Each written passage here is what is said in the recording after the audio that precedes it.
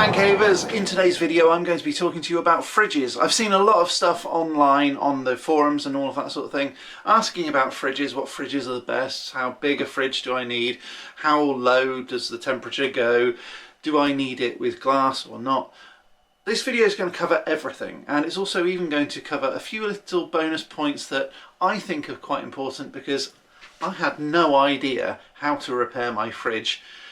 But it's actually really easy, and if I can do it, trust me, you can too. There's no electricity involved, not in what I was doing anyway, and there are also a couple of really cool tips that I think will make your job an awful lot easier, especially if you're using your man cave for the sorts of things that I do. Record YouTube videos, play the guitar, watch TV, that sort of thing where you don't want the fridge buzzing away in the corner. So before we get started, click that like button, subscribe, ding that bell, all that stuff really helps me out, and let's get cracking with number one. Okay, so number one, I guess, is the size. Obviously you're going to need to measure the space that it's going into in order to make sure that you are going to get the right size, but it kind of depends on the size of your man cave, how many people are going to be coming there, how many things that you want to store in that fridge. Don't get me wrong, you can store pretty much everything in a huge size fridge, but you've also got the issue of stock rotation. So things like juices and things that will go out of date, you know, vodka, you don't really have to worry too much about that.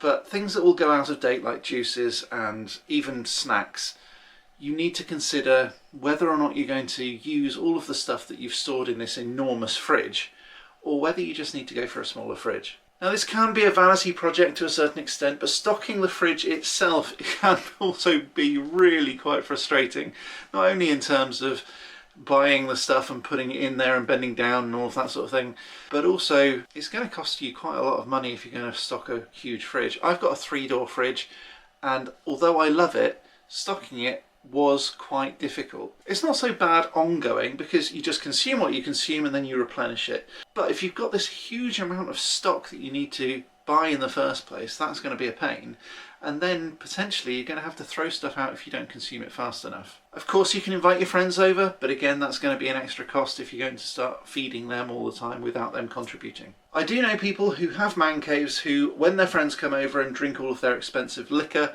their friends will actually contribute to the cost of the purchase by paying a small nominal fee to go into the man cave.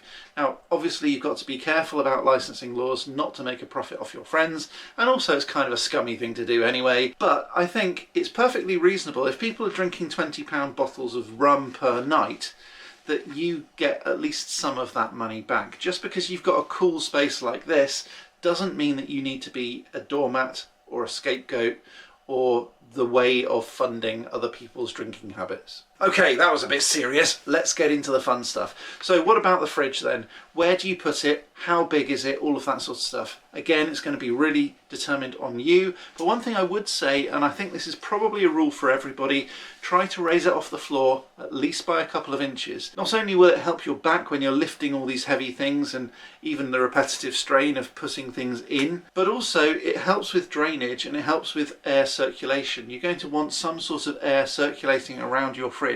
If you've got a built-in fridge in your own kitchen, you'll recognise that when it's installed, it's often raised off the ground by 3, 4, 5, sometimes even 6 or so inches.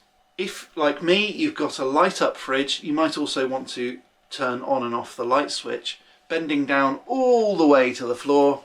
If you're like me, over 6 foot, I'm quite way over 6 foot, then it's going to be quite a bind to do that. So consider whether or not that's the sort of thing that you want to do. I've already discussed the size and the number of doors and all of those sorts of things. Now the other thing to bear in mind is, do you get a slidey door like the glass one that I've got, or do you pick a normal hinge door like a domestic refrigerator? Well, again, that's entirely up to you, but what I would say is that the more doors you have, certainly the slidey ones, the more moving parts you're going to have and the more likely that is to break. I've got a 3-door refrigerator because that's enough room underneath my bar to house it, and it was always designed for 3 doors anyway, but that may not be the best idea for you. So have a think about whether or not you need that sort of space, and try to make your life a little bit easier by picking fewer doors if that's possible and if that will suit your need. So I've filmed a few little bits within my door itself. It's very hard to get the plastic off, but essentially along this side here you will notice that there is a plastic cover. What that covers is like a string that goes up and down like that with a little pulley and a weight attached to the end of the string. When my fridge first came, it was very frayed because it kept on rubbing up against quite sharp plastic. So the first thing I had to do was to pull that plastic cover off and file it down to make sure it was nice and smooth, and then replace the string. So you can replace the string using standard art twine. That's the sort of thing that goes on the back of paintings and pictures and hangs it on the wall, so it's fairly robust.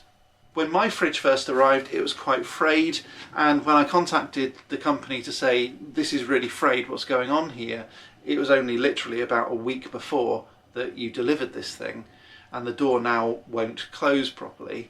They said, well, it's a consumable. That's not a great response in terms of customer services, so I'm not very happy about it, but it did only cost about £7 for a huge pack of this artist twine. I keep it in the fridge just for convenience so that I know exactly where it is. It doesn't take up much room and it's not particularly difficult to reinstall it. One little tip is that if you've got a blowtorch, you can melt the end of the string, not the middle of the string, definitely don't do that, just so that it doesn't fray again at the end and doesn't make the problem worse.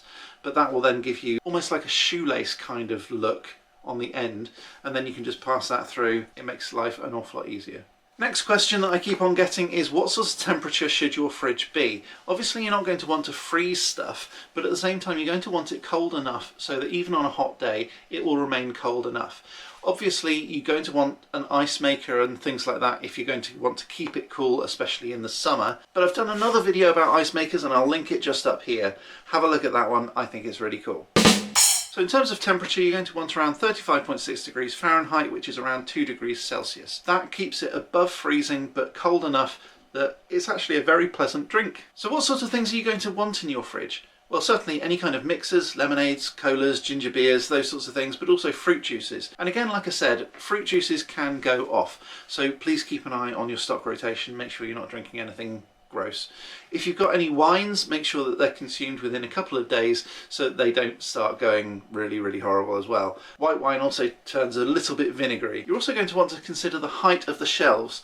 Depending on the bottles that you use and the sorts of heights of the things that you want to keep in there, the shelf height can be quite difficult. So you might want things like wine racks so that you can put them horizontally and that sort of thing. I would say that my fridge, aside from the little issue that I had with the string, has been brilliant, and it's by Empire. On the forums they are widely recommended as the best, and like I said, aside from that string, it's been working perfectly. And when I phoned up, although I didn't think their response was particularly brilliant in terms of kindness, they did at least give me some instructions and links to videos and that sort of thing on how to replace the string on the doors. It's not particularly difficult. Like I say, if I can do it, anyone can do it. But you can also Google videos on things like that as well. I might even do one myself if I have to do that again in the future. Hi, Future Neil here. I'm just editing the video and I totally forgot to mention the fact that I've got a smart switch that controls whether the fridge is on or off. That means that when I'm recording videos I can turn off the fridge so that there's no sort of weird buzz. I thought I'd mention that. I think it's quite important, and because it's quite difficult to get to turn the fridge on and off, although you've got that little fridge switch on the front that turns on the light and turns on the fridge, it's a bit of a faff. So now when I open my cupboard door, it turns off the fridge automatically. Thought I'd add that, thought it was important. Hopefully you do too. Okay, so that's it for another day. Thanks very much for watching. At the moment I don't have any members, but I would love it if you just click like, subscribe, ding that bell, all of that sort of stuff really helps me out, and I'll see you again next time with some more magical awesomeness. But until next time, as always, Stay magical.